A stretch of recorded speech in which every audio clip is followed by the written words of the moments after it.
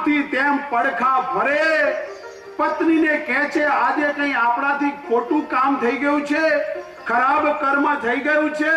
પરમાત્માની પ્રાર્થના બંને ભેગા થઈને કરી, છતાં પણ પેલાની આંખમાં ઊંઘ નથી.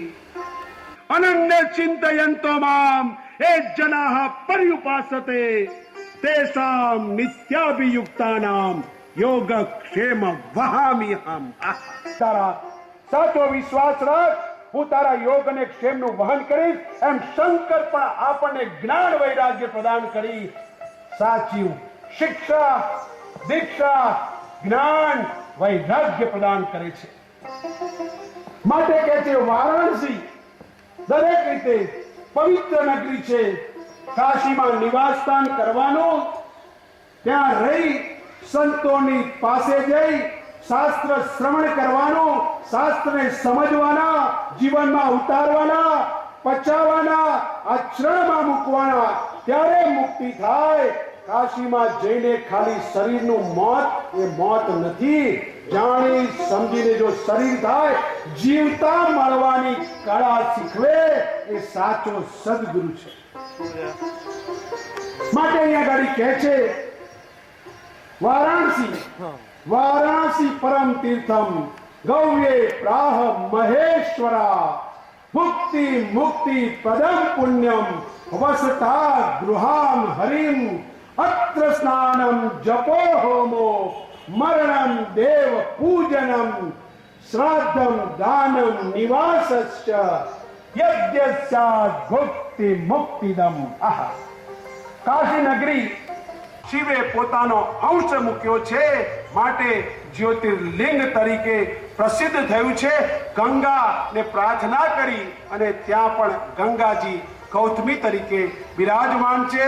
દેવી સુરેશ્વરી ભગવતી ગંગે ત્રિભુવન તારિણી તલલ તરંગે શંકર મૌલી વિહારિણી વિમલે મમ મતિરાસ્તા તવ પદ કમલે ભાગીરથી સુખદાયિની સ્માત તવ જલ મહિમા નિગમે ખ્યાત નામ જાને તવ મહિમાનમ પાહિ કૃપા મહિમામ જ્ઞાન. જય જય ગંગે જય હરે ગંગે જય જય ગંગે જય હરે ગંગે જય જય ગંગે જય હરે ગંગે જય જય ગંગે જય હરે ગંગે જય જય ગંગે જય હરે ગંગે. બોલો ગંગે માત કી જય. ત્રંબકે છેલ્લું મસ્તક બાકી હતું. શિવજી પ્રસન્ન થયા છે. એવું પણ કહેવાય છે ને, ગઈકાલે આપણે જોયું નાનકડા બાળકે શિવ તાંડવ અદ્ભુત રીતે આપણી સૌની સમક્ષ રજૂ કર્યું. રાવણની એક અદ્ભુત વાત કહીએ, વિચારીએ તો એના માટે એવું કહેવાય છે, એટલો ઉદાર દિલનો તમે વિચાર કરો, દુશ્મનને પણ વિજય ભવાનો આશીર્વાદ આપનાર રાવણ હતો. રામેશ્વરની સ્થાપના કરી ત્યારે એની પૂજા અને આરાધના માટે રામજીએ રાવણને બોલાયો. રાવણે પૂજા કરાઈ. રામજી યજમાન તરીકેના ચરણોમાં ઝૂક્યા. રાવણ કહે છે વિજયી ભવ. આહા, આ રાવણની વાત છે, વિચાર કરો. અને રાવણ અને મંદોદરીનો એક સંવાદ છે. રાવણ મંદોદરીને કહે છે, હે મંદોદરી, તું એવું માને છે?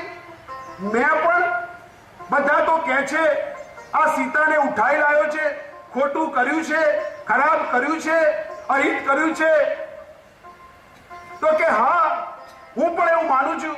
હે મંદોદરી, બીજા તો સ્વીકાર કરે, તારે તો સમજવું જોઈએ.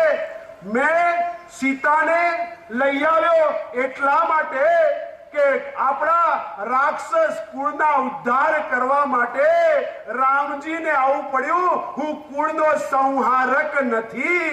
હું સીતાને લાયો, જ્યારે સીતાને લાયો ત્યારે બાહોમાં ઉપાડીને નથી લાયો, એને ખભે બેસાડીને લાયો છું.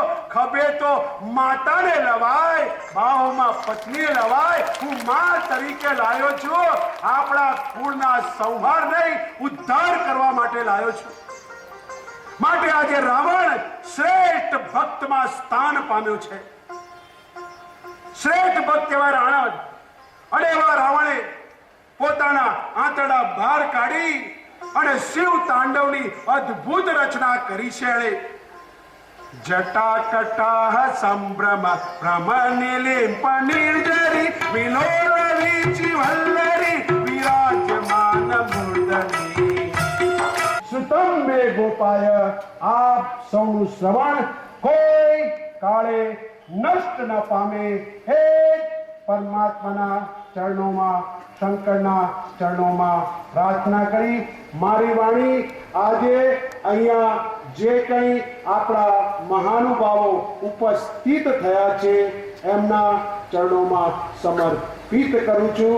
પરમાત્માને કહું એમને પણ લાંબી ઉંમર આપે, સ્વસ્થ નિરોગી આયુષ્ય પ્રદાન કરે. એ જ પરમાત્માના ચરણોમાં પ્રાર્થના સાથે અસ્તુ.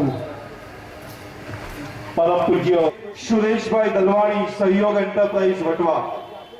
સુરેશભાઈ દલવાણીનો પરિચય આપતા મને ખૂબ જ આનંદ થાય છે કે આ સુરેશભાઈ દલવાણી એવી મંડળની ઈટ કહીએ એવા ભાઈ શ્રી ભરતભાઈ પટેલ ત્યાં ફરજ બજાવે છે.